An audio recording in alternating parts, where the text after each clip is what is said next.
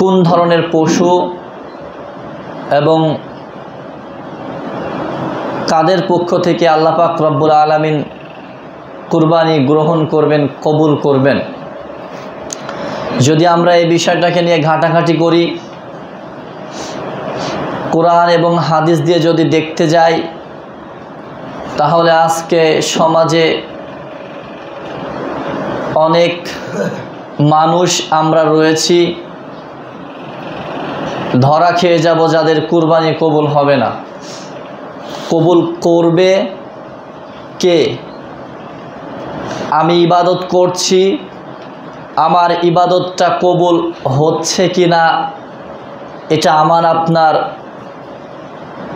জানার ক্ষমতার বাহিরে। কিন্তু কিছু কিছু আলামত, কিছু কিছু চরিত্র, আচার ব্যবহার, চাল চলন দেখলেই আমরা বুঝি বা বোঝা যায় আল্লাহ পাক রব্বুল আলামিন তার কোনো ইবাদত কবুল করেছেন, করবেন কিনা, করেছেন কিনা। আচ্ছা, এখন কথা হচ্ছে, আমরা যে সামনে কুরবানি চলে আসছে, আর মাত্র কুরবানির আগে 2টা শুক্রবার পাবো, ধরি আর 15টা দিন সময় আছে, একদম রাইট 15 দিন সময় আছে। তো আমরা কি কুরবানি করব?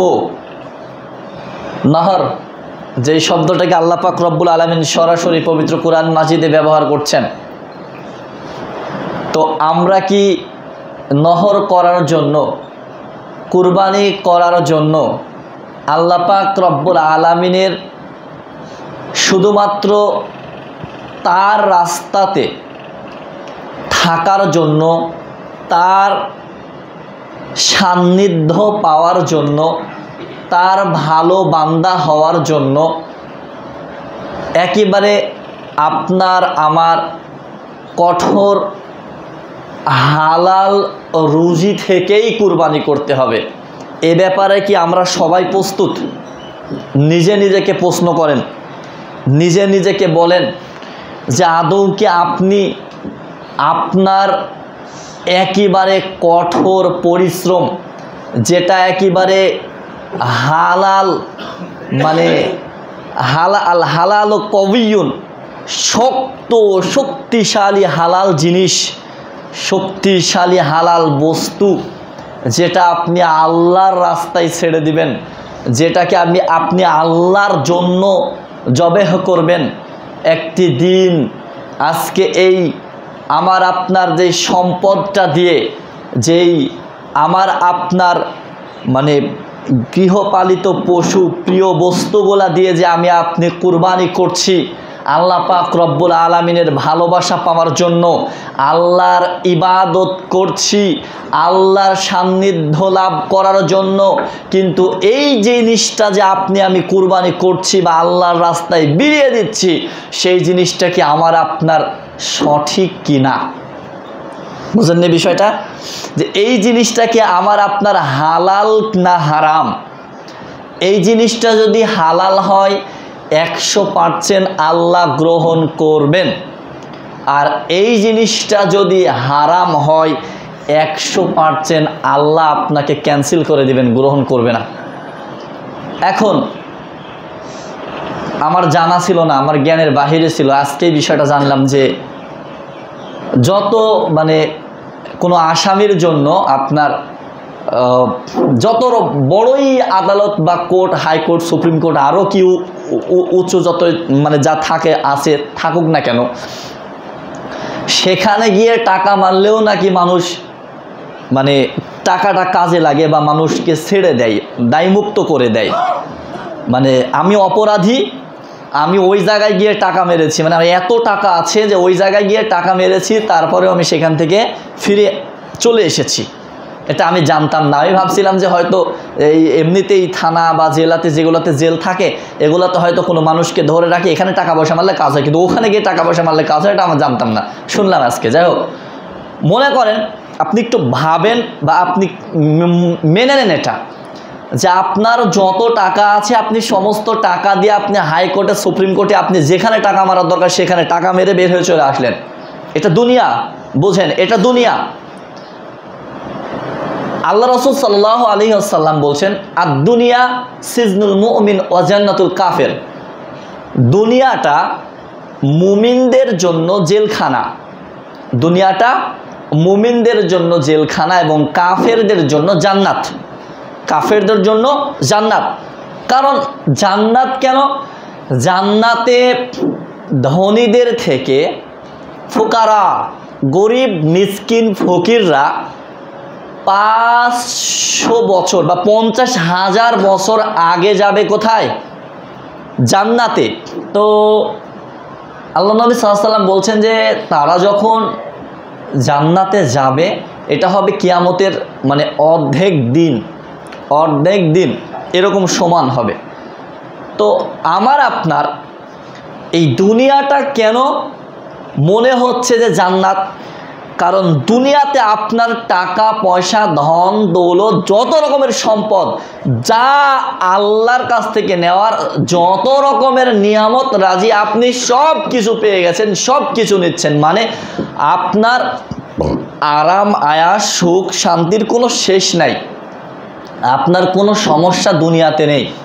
আল্লাহ যাকে বেশি ভালোবাসেন, আল্লাহ যাকে পছন্দ করেন, আল্লাহ যাকে বেশি প্রিয় করে চান, সেই ব্যক্তিকে বেশি বেশি পরীক্ষায় ফেলেন, বেশি বেশি কষ্টে ফেলেন, বেশি বেশি বিপদ বালা মুসিবত দেন। তাহলে দুনিয়াটা যে জেলখানা, আজকে দেখেন অনেক মানুষ যারা কোরআন হাদিস পড়তে পারে, নামাজ কালাম পড়ে, সিয়াম পালন করে, বা এই মানে খাওয়ার কষ্ট, অনেক কিছুর কষ্ট, সব ধরনের, তার ভিতরে কোনো পাপাচারিতা আপনি দেখতে পাবেন না। যেমন সুদ দেখতে পাবেন না, ঘুষ দেখতে পাবেন না, হালাল পাবেন, হারাম পাবেন না, এইরকম অনেক কিছু যখন জিনিস আপনি দেখবেন, দেখার পরে দেখবেন একজন হত দরিদ্র ব্যক্তি, রাসূল সাল্লাল্লাহু আলাইহি ওয়াসাল্লামের ভাষায় সেই ব্যক্তি আগে জান্নাতে যাবে। ধনীরা জান্নাতে যাবে না, তারাও জান্নাতে যাবে। তাদের ভেতরে কে চলে, কে সঠিক বান্দা, আল্লাহর হুকুমে প্রতি বছর সে তার হালাল যত টাকা পয়সা আছে হালাল টাকা পয়সা দিয়ে ও যত রকমের ভাবে দান সাদাকা, যত রকমের জাকাত রয়েছে, ইভেন আপনার কুরবানিটাও করছে সে হালাল কর্মের টাকা দিয়ে, তাহলে সেই ব্যক্তির জন্য জান্নাত। এই ধনীরা যাবে জান্নাতে। আল্লাহর নবীর যুগেও তো ধনী ছিল, আল্লাহর নবীর যুগে একেবারে মিসকিন, একেবারে হত দরিদ্র ছিল ইসলামের প্রথম খলিফা, তাই না? আবু বকর রাদিয়াল্লাহু তাআলা আনহু, আর দ্বিতীয় খলিফা ওমর রাদিয়াল্লাহু তাআলা আনহু, তৃতীয় খলিফা উসমান রাদিয়াল্লাহু তাআলা আনহু। কত ধনী ছিলেন তারা, কত ধনী ছিলেন। উসমান রাদিয়াল্লাহু তাআলা আনহুর থেকেও কি আমি আপনি বড়লোক? উসমানের থেকেও কি আমার আপনার সব কিছু বেশি আছে? 3 মাসের যুদ্ধে এই যে কত সৈন্য গেছিল, 30,000 সৈন্য গেছিল। আল্লাহর নবীকে বলছেন, আল্লাহর নবী এদের খাবারের মানে 15 দিনকার অর্ধেক দিনের খাবার বহন করলাম আমরা। 1 মাস থাকবে, 2 মাস 3 মাস থাকবে, 15 দিনের খাবার আমি নিজে বহন করলাম, আমি সব কিছু দেব। উসমান, তাহলে তার থেকেও ধনী আমরা। আচ্ছা, এবার আল্লাহর নবী যাকে বলছেন উসমান গনি, গনি শব্দের অর্থ ধনী, গনি একজন, গনি একজন, আল্লাহ পাক রব্বুল আলামিন হলেন গনি। তো এখন মনে করেন যে আমার আপনার অনেক টাকা পয়সা রয়েছে, পাশে মিসকিন, পাশে হত দরিদ্র, কিছু প্রতিবেশী পরিবার রয়েছে যাদের কুরবানি দেওয়ার কোনো সামর্থ্য নেই, কিন্তু তাদেরকে আমরা সাহায্য করছি না।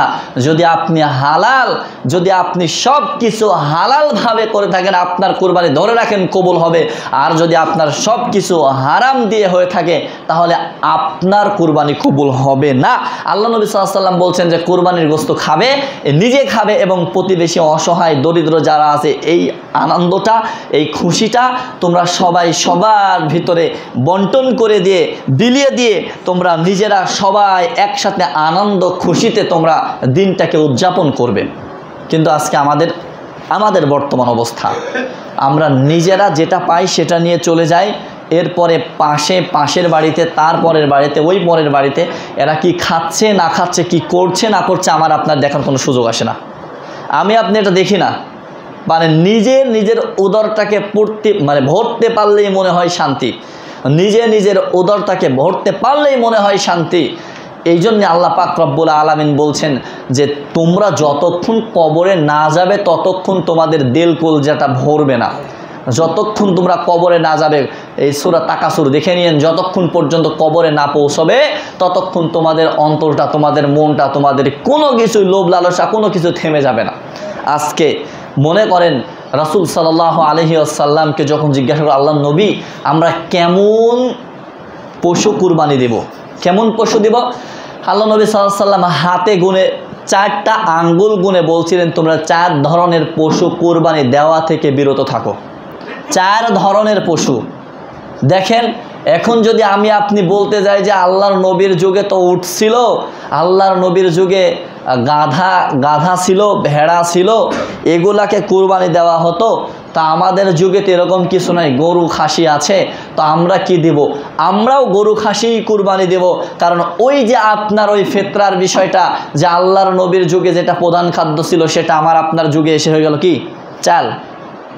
আমার আপনার দেশে চাল, কারণ আমার আপনার দেশের প্রধান খাদ্য। তাহলে আমাকে আপনাকে গরু ছাগল এটা কুরবানি দিতে হবে। মহিষ আপনি কুরবানি দিতে পারেন, আপনি দুম্বা কুরবানি দিতে পারেন, উট কুরবানি দিতে পারেন, আপনি ভেড়া কুরবানি দিতে পারেন। তাহলে আপনাকে আমাকে কেমন কুরবানি দিতে হবে? 4টা পশু। এক, আল্লাহর নবী বলছেন এমন পশু কুরবানি দিবে না যেটা একেবারে কানা, যে কোনো মানুষ তাকে ধরতে পারে, একদম চোখে কিচ্ছু দেখে না, কিছু দেখে না, কানা, ধরতে পারে। 2, এমন পশু কুরবানি দিবা না যেই পশুটা মানে স্পষ্ট ল্যাংড়া, স্পষ্ট রোগ তার ভিতরে দেখা যাচ্ছে।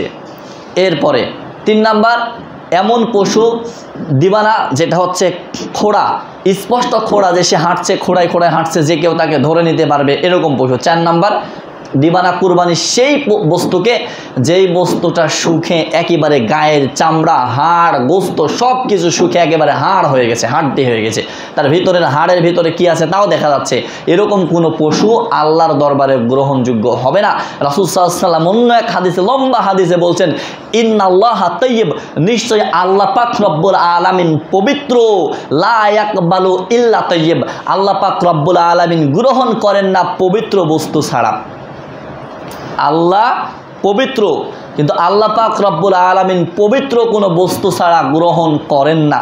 আপনারা ইতিহাসের দিকে যদি চলে যান তাহলে আদম আলাইহিস সালামের 2 ছেলের কুরবানি, হাবিল এবং কাবিলের কুরবানির দিকে লক্ষ্য করলে আপনারা দেখবেন যে কাবিল কুরবানি করেছিল জীর্ণ শীর্ণ, মানে পচা ফাটা ভাঙ্গা চূড়া কিছু মানে সবজি আর কি, এটা দিব কিভাবে দিব। তখনকার কুরবানি যেভাবে কবুল হতো, যারটা আল্লাহ গ্রহণ করত সেই কুরবানিটাকে আকাশ থেকে আগুন এসে সেটাকে উঠিয়ে নিয়ে চলে যেত। তো কাবিল এইরকম চিন্তা ভাবনা করে কুরবানি করছে যে এইরকম পচা কিছু খেড় খুঁটো এগুলা কুরবানি দিলেই হয়, মনে হয় এগুলা দিলেই হবে, আল্লাহ আর কি খাবে নিবে।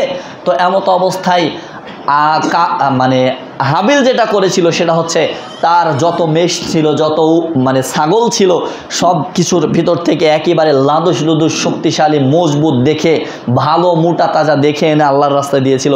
আল্লাহ তার কুরবানি কবুল করেছিল। তখন সে রাগ করে বলছিল তোমাকে আমি হত্যা করব, কারণ তোমার কুরবানি আল্লাহ কবুল করে ফেলেছে। বুঝতে পারেননি বিষয়টা? আজকে আমরা পৃথিবীতে যত হানাহানি, যত ফাটাফাটি, যত মারামারি, যত যাই করি না কেন, যতই খারাপটা হোক না কেন, সব কিছুর একটা ভাগ পাচ্ছে আদম আলাইহিস সালামের সেই সন্তান। মারামারিটা কোত্থেকে চালু হয়েছিল? সব কিছুর একটা ভাগ কাবিলের আমল নামায় জারি হচ্ছে, সে একটা পাচ্ছে, কারণ আমরা সবাই আদমের সন্তান, ওই সিলসিলা আমরা ধরে রেখেছি। তো আসুন আজকে আমাদের সবাইকে হালাল রুজি ইনকাম করতে হবে। রাসূল সাল্লাল্লাহু আলাইহি ওয়াসাল্লাম বলছেন লা ইয়াদখুলুল জান্নাতা জাসাদুন গুজিয়া বিল হারাম। আল্লাহ নবী সাল্লাল্লাহু আলাইহি ওয়াসাল্লাম বলছেন যে ব্যক্তি তার শরীরটা হারাম খাদ্য দ্বারা গঠিত, তার মানে কোন ইবাদত কবুল হবে না এবং সে যাবে কোথায়? জাহান্নামে চলে যাবে, জান্নাতে সে যেতে পারবে না।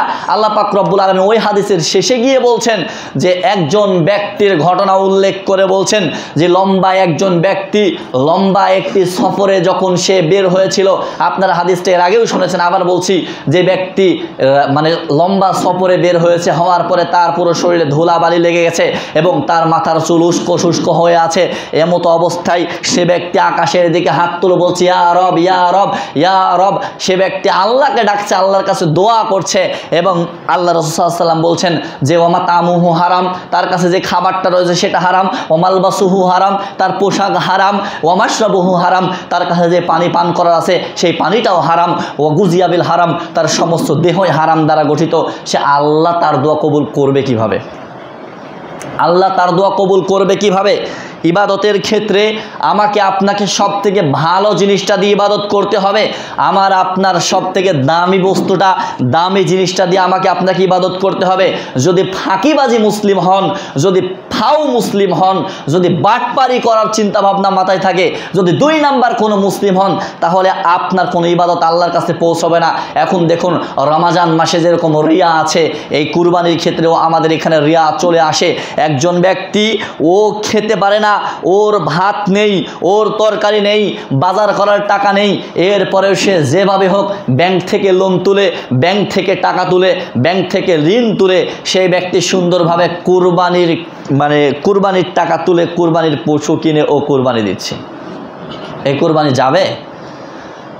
আল্লাহর কাছে কুরবানির ছাগল পৌঁছায়, গরু পৌঁছায় না রক্ত মাংস পৌঁছায়? না, কোনো কিছুই পৌঁছায় না। আল্লাহ পাক রব্বুল আলামিন শুধু আমার আপনার অন্তরের ভিতর তাকওয়াটা দেখছেন। কেন? আপনি খেতে পাচ্ছেন না, বাজার করতে পাচ্ছেন না, ডাক্তার দেখাতে পাচ্ছেন না, অথচ আপনি কুরবানি দিচ্ছেন। আপনি কুরবানিকে আপনার জীবনের থেকেও বেশি ফরজ করে নিয়েছেন, অথচ আল্লাহ নবী বলছেন সুন্নাহ। আল্লাহ নবী বলছেন সুন্নতে মুআক্কাদা, এটা ওয়াজিব নয়। ওয়াজিব সুন্নাতে মুআক্কাদা নিয়ে অনেক কথা রয়েছে। তারপরে সেদিনে বলে গেলাম যে জমহুর সমস্ত আলেম উলামা যেটা বলছেন সেটা সুন্নাতে মুআক্কাদা, ওয়াজিব নয়। যদি জমহুর উলামা ওয়াজিব বলতেন তাহলে ওয়াজিব হতো, ওয়াজিব মানে ফরজের কাছাকাছি। কিন্তু তুমি ওর ব্যাংক ব্যালেন্স, বাড়ি গাড়ি, টাকা পয়সা কিচ্ছু নেই, তুমি ডাক্তার দেখাতে পারছো না, রোগ অসুখে পড়ে রয়েছো, এরপরেও তুমি মানুষের ভিতরে মার্কেট নেওয়ার জন্য, মানুষকে দেখানোর জন্য বেটা তুমি কুরবানি করছো। তোমার প্রতি ইসলাম এতই কড়া যে তোমার জানমাল থাকুক আর না থাকুক কুরবানি দিতেই হবে। ইসলাম বলেছে না? ইসলাম বলেনি। কিন্তু আমাদের ভিতরে সমাজে এরকম কিছু মানুষ রয়েছে যারা কুরবানি করছে, নিজের সর্বোচ্চ দিয়ে চেষ্টা করছে, কারণ যদি না করে মানুষে কি বলবে। আবার সমাজের কিছু লোকেরও দোষ আছে। সমাজের কিছু লোক বলে কুরবানি না করলে তোমাকে সমাজ থেকে বের করে দেবো। সমাজের কিছু লোক ছেঁচড়া আছে, বলে কুরবানি না করলে তোমাকে গোস্ত খাইতে দেবো না। আশ্চর্য, সে যাবে কোথায়? সে তো দেখছি যে আপনার ফাটা বাঁশের চিপাই পড়ে গেছে, তার তো কোনো উপায় নাই। সে ভাবছে যে ভাই গোস্ত তো খেতে পাবো না, আমার ছেলে সন্তান আছে, কি করবে না করবে, তারা গোস্ত না খাবে, সবাই খাবে গোস্ত ঈদের দিন, আর আমার ছেলে সন্তান কিছুই খাইতে পারবেন না, কিছুই পাবে না খাতে। আরে তার এমন ইতস্ত বোধ হয় মানুষের কাছে হাতটাও পাততে পারে না। সেজন্য সে ভাবে যে না, নিরুপায়, কুরবানি দেওয়াই লাগবে, সন্তান আছে, মেয়ে আছে, মেয়ের জামাই আছে, না দিলে কেমন হয়। আপনাকে ইসলাম বলেনি যে আপনার সব কিছু বেচে হলেও কুরবানি করতে হবে, এটা আপনাকে বলেনি। আমার আপনার হালালটা দেখতে হবে। হালাল রুজি থাকলে, সঠিক ইনকাম থাকলে, সঠিক টাকা পয়সা থাকলে আপনি কুরবানি করবেন। কিন্তু আপনাকে চুরি করে, ছিনতাই করে, যত সারা জীবন হারাম হারাম হারাম, সুদি ব্যবসা করেছেন, ঘুষের টাকা নিয়েছেন, খেয়েছেন, সব কিছু করেছেন, ছিনতাই করেছেন, জোর জবরদস্তি করেছেন, করে মানুষের কাছ থেকে কেড়ে নিয়েছেন, সব কিছু করে টাকা গুছিয়ে কুরবানি কিনেছেন একটা বড় বাজারের মধ্যে সব থেকে দামি গরু কিনে আপনি আপনার সমাজে জবাই করছেন। 2 গ্রাম 3 গ্রাম 4 গ্রাম আপনার সুখ্যাতি ছড়ে গেছে যে ওই গ্রামের ওই ব্যক্তি এত বড় গরু কোনো চল দেখে আসি। আপনার ইবাদত হবে এটা রিয়া, এটা লোক দেখানো ইবাদত, এটা আল্লাহ পর্যন্ত পৌঁছাবে না। কারণ আপনাকে শুধু খেতে হবে এটা নয়, আপনাকে আপনার ভালোবাসার বস্তু, টাকাও ভালোবাসার বস্তু, ছাগল বাড়িতে পুষলে সেটাও ভালোবাসার বস্তু, সেই বস্তু দিয়ে আপনাকে আত্মত্যাগ করতে হবে। ইব্রাহিম আলাইহিস সালামের 100 বছর 99 বছর বয়সে গিয়ে তার যখন সন্তান হয়, ঘুমাচ্ছে, স্বপ্নে দেখে সন্তান যখন চলার মতো অবস্থা পিতার সাথে, তখন দেখছি ইব্রাহিম আলাইহিস সালাম যে সন্তানকে জবাই করতে হবে, আল্লাহর হুকুম, সন্তানকে জবাই করতে হবে, আল্লাহর হুকুম। এবার সন্তানকে বলছে বাপ কি করা যায় বলো, আমি এটা করতে চাচ্ছি, তুমি কি বলছো, আমাকে হুকুম দেওয়া হয়েছে। সন্তান ছিল, আল্লাহ পাক রব্বুল আলামিন তাকে ওয়ালাদান সলেহান, একেবারে সৎ সন্তান দান করেছিলেন। আর এই সন্তান ছিল। বাপ যখন বলেছে যে ঠিক আছে আমি এরকম দেখলাম, সন্তান বলছেন আল্লাহ তোমাকে যেটা আদেশ করেছেন তুমি সেটাই করো বাপ, আমার কোনোতে দ্বিমত নাই। আর আজকে যদি আমি স্বপ্নে দেখি যে আমার কলিজার টুকরা সন্তানকে জবাই করতে হবে, কাল সকালে সন্তানকে বললেন, সন্তান উল্টে আপনাকে জবাই করবে আগে। সন্তান উল্টে প্রথমে আগে আমাকে জবাই করবে, যে বেটা কিরে এ তো প্ল্যান করেছে আমাকে জবাই করার, এটাই বলবে। কারণ আজকে আমাদের বর্তমান অবস্থা, আমার সন্তান বলবে যে আমার বাপেকে আগে মার, কারণ ও আমাকে জবাই করার চিন্তা করে, বাপ মরুক আমি বাইশ থেকে আগে। আর ওই সময় ইব্রাহিম আলাইহিস সালাম যখন বাপকে বলছিলেন, ছেলেকে বলছিলেন, তখন ছেলে বলছেন, আব্বা আপনি ইনশাআল্লাহ আমাকে ধৈর্যশীল ব্যক্তিদের ভিতরেই পাবেন, আল্লাহ যেটা বলেছেন আপনি করুন। সর্বশেষ পর্যন্ত আপনারা সব ইতিহাস জানেন, ইব্রাহিম আলাইহিস সালাম যখন ইসমাইলের গলায় যখন ছুরিটা বাঁধালেন, আল্লাহ পাক রব্বুল আলামিন তার অশেষ শক্তি দিয়ে একটি জান্নাতি দুম্বাকে তার সামনে পেড়ে তাকে জবাই করে দিয়ে আল্লাহ তাকে বাঁচিয়ে নিলেন। আজকে আমাদের অবস্থা, আমাদেরকে কুরবানি করতে হবে, এটা আমার জীবনের উপর ফরজ নয়। আপনাকে আমাকে কুরবানি করতে হবে, এটা জীবনের ফরজ নয়। আপনি এখনো প্রস্তুতি নিয়েছেন, যারা সামর্থ্য আছে আপনি পারবেন, যাদের সামর্থ্য আছে আপনি পারবেন, অথচ আপনি দিচ্ছেন না, তাহলে আপনি মুহাম্মদ সাল্লাল্লাহু আলাইহি ওয়াসাল্লাম ইব্রাহিম আলাইহিস সালামের সুন্নাহকে অস্বীকার করলেন। আর যদি সুন্নাহকে অস্বীকার করেন, আল্লাহর নবী বলছেন মান তাশাব্বাহা বিকওমিন ফাহুয়া মিনহুম, যে ব্যক্তি অন্য কোনো বিজাতীয় ধর্মদের অনুসরণ করবে, অন্য কোনো ধর্মী ব্যক্তিদের বা বেজাতিদের অনুসরণ করবে, সে আমার উম্মতের অন্তর্ভুক্ত নয়, ইভেন আমার দলভুক্ত নয়। যদি আপনার সামর্থ্য থাকার পরেও কুরবানি না করেন, তাহলে আমি আপনি মুহাম্মদ সাল্লাল্লাহু আলাইহি ওয়াসাল্লামের অন্তর্ভুক্ত নয়, মুহাম্মদ সাল্লাল্লাহু আলাইহি ওয়াসাল্লামের দলভুক্ত নয়। আর যদি আমার আপনার সামর্থ্য না থাকে, তাহলে তো আল্লাহই ভালো জানে। আমার আপনার সামর্থ্য নেই, তাহলে তো আল্লাহ আপনাকে আমাকে ছেড়ে দিয়েছেন। কিন্তু আপনার আমার সামর্থ্য থাকা পর্যন্ত আপনাকে আমাকে কুরবানি করতেই হবে 100-তে 100। আর কুরবানি করবেন একটু মোটাসোটা ভালো তরতাজা বস্তু দেখে, কোনো খুঁত থাকলে হবে না। তাহলে আল্লাহ পাক রব্বুল আলামিনের রাস্তায় যেটা দিবেন আপনি একেবারে সহি সালামতে সঠিকটা দিবেন।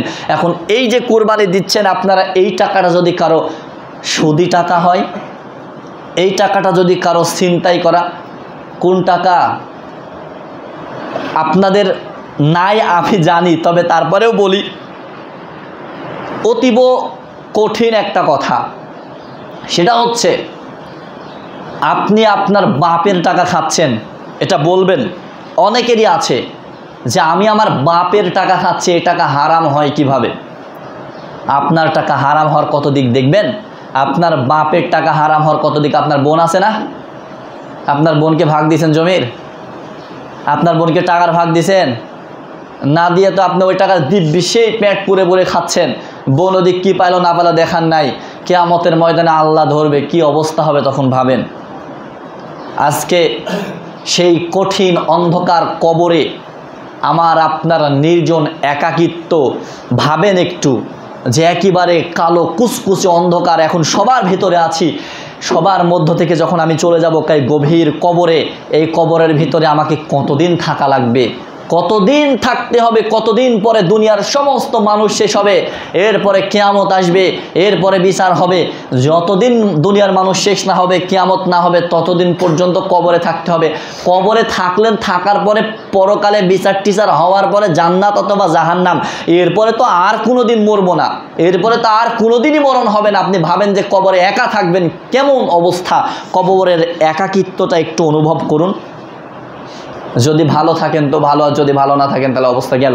তাহলে আমার আপনার হারাম রুজি, হারাম টাকা দিয়ে যেই শরীরটা, যেই পোশাকটা যেগুলো চলছে আজকে কুরবানির ক্ষেত্রে, রমজানের ঈদে মানে সিয়াম পালনের ক্ষেত্রে, জাকাতের ক্ষেত্রে, দানের ক্ষেত্রে, হজ করার ক্ষেত্রে, সব কিছুর ক্ষেত্রে ইবলিস শয়তান আমাদের মধ্যে রিয়া ঢুকিয়ে দিয়েছে।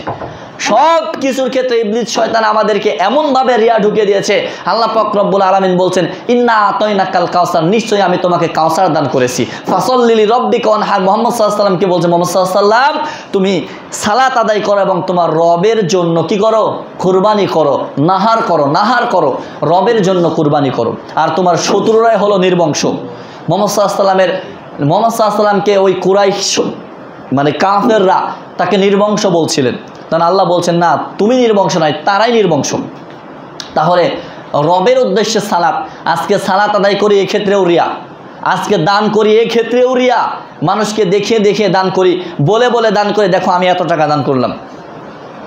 সালাত আদায় করতে আসছি, কোনোদিন সালাত আদায় করিনি, আজকে আমার বিয়ায় আসছে আলেম মানুষ, হুজুর মানুষ, যাই শুক্রবার বিয়ায় সালাত আদায় করতে না গেলে বিয়ায় কি বলে, আরে শুক্রবার তো গেল বিয়ায় দেখছে আরও 2 দিন টিকছে সমাজে, মানে বাড়িতে আরও 2 দিন যখন টিকছে, সালা নামাজ যদি না পড়ি তাহলে কি বলবেন, এই অবস্থাটা খারাপ, যাই নামাজটা পড়ে আসি বিয়ায়ের সাথে। ও আসে জানেই না পশ্চিম কোন দিক, সেজদা মারতেই বোঝে না, সেজদা মারতে একেবারে মানে কুকুরের মতো একেবারে কিভাবে লেপ্টে সেজদা মারছে, সব কিছু একেবারে লেপ্টে সেজদা মারছে, চলবে?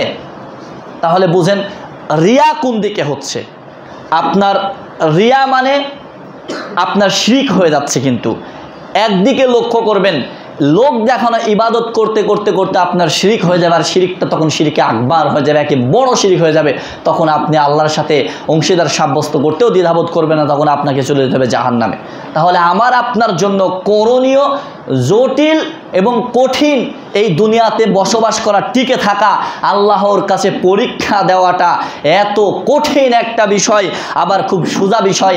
আপনি হালাল ইনকাম করেন, হালাল খান, আপনি দান খায়রাত করেন, আপনি কুরবানি করেন, আপনি মানুষকে খাওয়ান, সব কিছু করেন, আপনার আমার সময়টা চলে আসবে। আমি আপনাদেরকে আগেও বলছি, এখনও বলছি যে আমার আপনার যখন মরণের ডাকটা চলে আসবে, তখন আমাকে আপনাকে যেতেই হবে। এই দুনিয়ার কোনো মানুষ আমাকে আপনাকে টিকিয়ে রাখতে পারবে না, আমাকে আপনাকে ধরে রাখতে পারবে না। হাজারো বিপদে বাপ ভাই সবাই আসে, বাপ মা সবাই আসে, হাজারো বিপদে তারা এসে আমাকে ঢাল স্বরূপ বাঁচায়, কিন্তু মরণে এই মরার কাছ থেকে আমাকে আপনাকে ঢাল স্বরূপ কেউ বাঁচাতে পারবে না। তাহলে আমার আপনার আমলটার, আমার আপনার এই 2 হাতে কামানো জিনিসটা কি, হালাল না হারাম? এই 2 হাতে কামিয়েছেন কি দিয়ে, হালাল দিয়ে না হারাম দিয়ে?